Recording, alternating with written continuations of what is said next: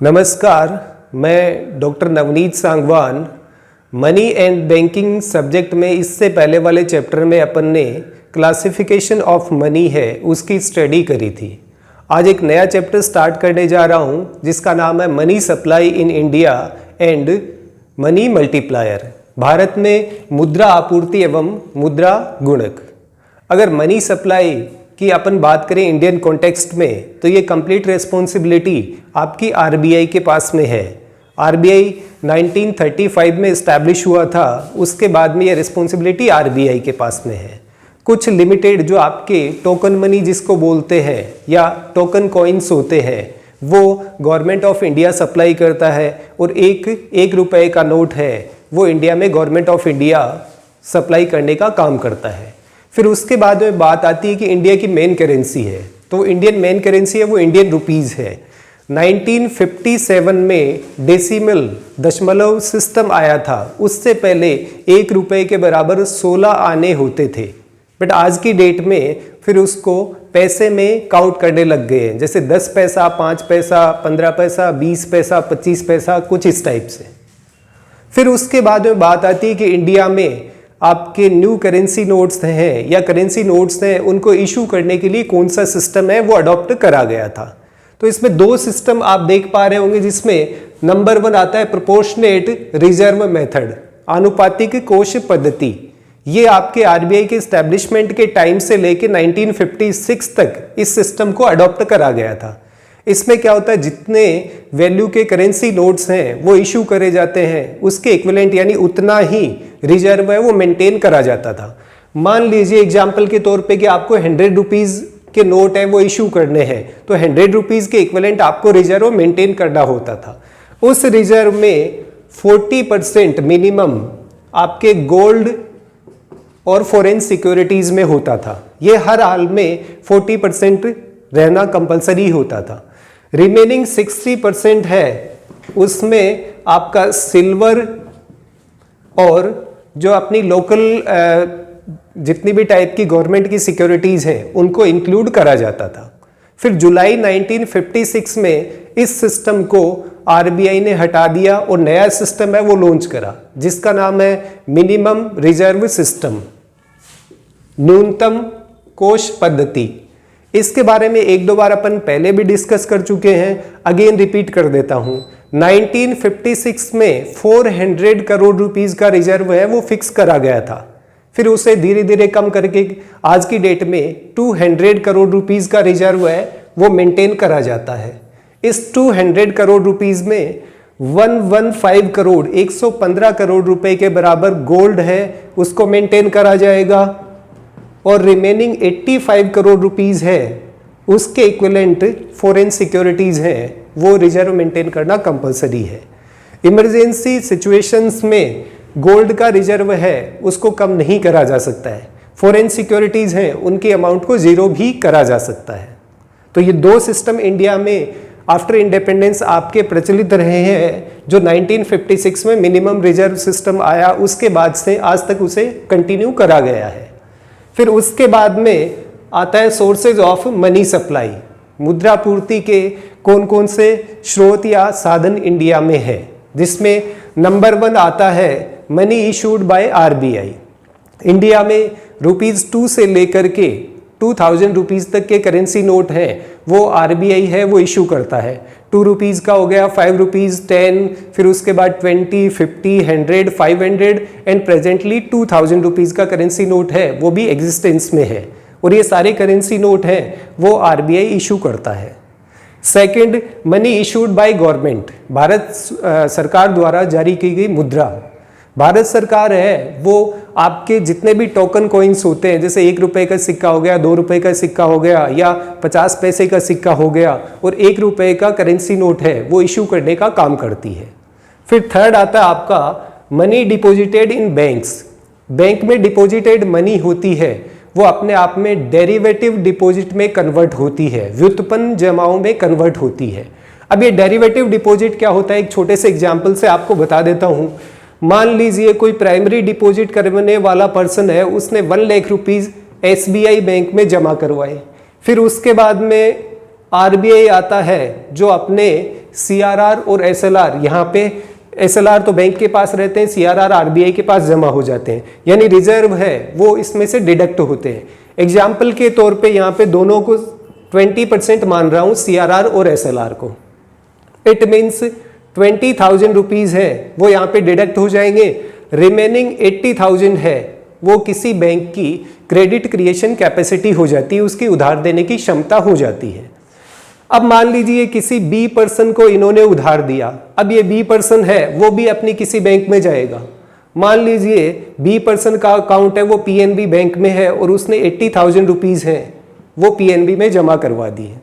Again आपके reserve 20%, 80,000 का 20% कितना हुआ, 16,000 रुपीज़, 16,000 रुपये हैं वो डिडक्ट हो जाएगा। रिमेनिंग 64,000 है वो किसी C पर्सन को लोन दे दिया जाएगा। और ये सिस्टम तब तक चलता है जब तक ये अमाउंट है वो जीरो हो जाती है। यानी आपका प्राइमरी या ओरिजिनल कैश डिपॉजिट था वो ओनली 1 लाख रुपीज़ था, उसके बावजूद बैंक ने यहाँ पे 1,44,000 रुपीज़ तक की क्रेडिट है वो क्रिएट कर दी है। तो ये डेरिवेटिव डिपॉजिट होता है, इससे भी बैंक है वो करेंसी को इशू करने का काम करते हैं। ये तो बात रही अपने इंडिया में कौन कौन से सिस्टम होते हैं जिसके थ्रू अपन करेंसी है या करेंसी नोट्स हैं उनको इशू करते हैं, और उसके बाद में इंडिया में सोर्सेज क्या है मनी सप्लाई के। फिर जो एक इम्पोर्टेंट पार्ट आता है आपका कंसेप्ट और कंपोनेंट्स ऑफ मनी सप्लाई, मुद्रा आपूर्ति के अंग अथवा अवधारणाएं। स्टार्टिंग में 4 कंसेप्ट हैं वो इंडिया में अप्लाई होते थे, फिर धीरे धीरे RBI ने उसमें चेंजेस करने स्टार्ट कर दिए। आजकल ये स्टार्ट होता है M0 से, जिसे रिजर्व मनी भी बोला जाता है या आरक्षित मुद्रा। अब ये आरक्षित मुद्रा होती क्या है या M0 में इंक्लूड क्या क्या करा जाता है। इसमें एक चीज तो आती है आपकी करेंसी इन सर्कुलेशन, चलन में जो मुद्रा होती है उसको इंक्लूड करते हैं। फिर सेकंड आता है bankers deposit with RBI, bankers deposit with RBI, यानी बैंक जो RBI में जमा करवाते हैं उस अमाउंट को इसमें इंक्लूड करा जाता है। और थर्ड आता है अदर डिपॉजिट्स विद RBI। अब ये अदर डिपॉजिट्स है वो नेक्स्ट वाले में भी आएगा। अदर डिपॉजिट्स में सेमी गवर्नमेंट बॉडीज का जो अमाउंट RBI के पास जमा होता है, डेवलपमेंट बैंक्स का जो अमाउंट है वो जमा होता है, एक आपके कॉरपोरेशंस हैं उनकी अमाउंट RBI के पास जमा होती है, इंटरनेशनल मॉनेटरी फंड हो गया, वर्ल्ड बैंक हो गया, उनका अमाउंट जो RBI में जमा होता है उनको अदर डिपॉजिट्स विद RBI बोला जाता है। फिर जो सेकंड कंसेप्ट आता है M1, जिसे नैरो मनी बोला जाता है, संकीर्ण मुद्रा। ये इसमें माइनर सा चेंज आपको देखने को मिलेगा। एक तो इसमें आता है करेंसी विद पब्लिक, यानी जनता के पास में कितनी मुद्रा है उसको इसमें इंक्लूड करा जाता है। सेकंड इसमें आता है demand deposits with banks, bank में जो डिमांड डिपॉजिट्स होती हैं, डिमांड डिपॉजिट में 2 चीजें आती हैं, एक तो आपका सेविंग अकाउंट इसमें आएगा और एक इसमें करंट अकाउंट है उसको इंक्लूड करा जाता है। और एक चीज इसमें और इंक्लूड होती है वो अदर डिपॉजिट्स विद RBI, यानी 3 चीजें इसमें आ गई, करेंसी विद पब्लिक, सेकंड आता है डिमांड डिपॉजिट विद बैंक्स और थर्ड आता है अदर डिपॉजिट्स विद RBI। फिर नेक्स्ट कंसेप्ट आता है वो है M2। M2 के अंदर 2 चीजें आती हैं, एक तो जो चीजें M1 में इंक्लूड होती है, M1 में 3 चीजें हैं, currency with public, demand deposit with banks और अदर डिपॉजिट्स विद RBI। और एक इसमें पोस्ट ऑफिस सेविंग्स है उनको भी इंक्लूड करा जाता है, यानी पोस्ट ऑफिस में जो सेविंग अकाउंट में अमाउंट डिपॉजिट होती है वो M2 में इंक्लूड होती है। फिर उसके बाद में आता है M3 और इसे ब्रॉड मनी भी बोला जाता है। यानी व्यापक मुद्रा। M3 में M1 की सारी चीजें इंक्लूड होती है। M1 अगेन रिपीट कर रहा हूं, currency with public, demand deposits with banks and other deposits with RBI। एक तो ये चीज आती है। फिर उसके बाद में लॉन्ग टर्म डिपॉजिट्स, या इसे टर्म डिपॉजिट्स भी बोला जाता है, long term deposits in banking system, banking system यानी M1 की तीनों चीजें। और उसके बाद में बैंकों में जो लॉन्ग टर्म डिपॉजिट्स आते हैं या टर्म डिपॉजिट, जिसमें दो चीजें इंक्लूड होती है, एक तो इसमें FD या फिक्स डिपॉजिट अपन बोलते हैं, और एक आता है RD या रिकरिंग डिपॉजिट, जिसे आवर्ती जमा भी बोला जाता है। ये आपके M3 में इंक्लूड होता है। फिर उसके बाद में आता है M4। M4 के अंदर M3 इंक्लूड होगा, यानी M3 में M1 इंक्लूड था, plus long term deposits in banking system है, उसको भी इंक्लूड करा गया। M4 में M3 इंक्लूड होता है and all deposits with post office. इसमें एक चीज को एक्सक्लूड करा जाता है, छोड़ा जाता है, जिसे अपन excluding national saving certificates NSC। यानी M3 के जितने भी एस्पेक्ट है, जैसे M1 हो गया, लॉन्ग टर्म डिपॉजिट्स हो गया, और उसके बाद में पोस्ट ऑफिस में जितनी डिपॉजिट्स होती हैं वो M4 में इंक्लूड करी जाती है। अब उसके बाद में RBI ने न्यू मनी सिस्टम है वो लॉन्च करा था, तो इनका थोड़ा सा मेजरमेंट है, उसमें चेंजेस आपको देखने को मिलते हैं। जैसे NM1 नाम से इन्होंने लॉन्च कर दिया, न्यू मनी 1 के नाम से स्टैंडर्ड है वो लॉन्च करा। हालांकि ये इक्विवेलेंट टू M1 जो आपका नैरो मनी या संकीर्ण मुद्रा है वही होता है। अगेन इसमें लिख देता हूं एक बार, currency with public plus demand deposit with banks plus other deposits with RBI। यानी जो M1 यहां पे था वो यहां पे NM1 हो गया, इसमें कोई चेंजेस है वो नहीं आए। फिर एक और सिस्टम था जिसे NM2 नाम दिया गया, न्यू मनी 2। इसमें NM1 है वो एज इट इज रिपोर्ट आपका इसमें इंक्लूड करा जाता है।